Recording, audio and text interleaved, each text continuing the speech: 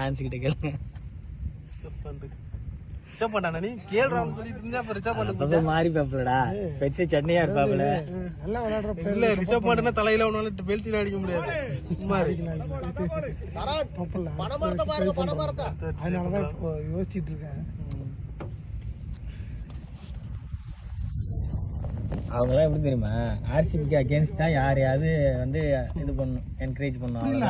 இந்த சால் cup RCB தான். உங்க கனவை நாங்க கலைக்க விரும்பல. ஐயோ நான் தான் சொல்றேன்ல, எங்களுக்கு கப்பு தேவையில்ல. அவங்க கப்பு கிடைக்கும், கவலைப்படாதீங்க. அடுத்த வாரம் மீட் பண்றோம். நம்ம கப்பு வாங்கிட்டு கப் மீட்டை வைக்கிறோம் நம்ம. சரியா? நல்ல பிளேயருக்கு சப்போர்ட் பண்ணுவோம். அது ஆர்சிபியா இருந்தாலும் சரி, சென்னையா இருந்தாலும், எந்த டீமா இருந்தாலும் நாங்க சப்போர்ட் பண்ணுவோம். இந்த சென்னை ஃபேன்ஸ் தான் வந்து அந்த மாதிரி பிரச்சனை. அதை ஃபர்ஸ்ட் தெரிஞ்சுங்க. நீங்க பார்த்தாவே தெரியும் இன்ஸ்டாகிராம்ல எல்லாம் என்ன பேசுறாங்க.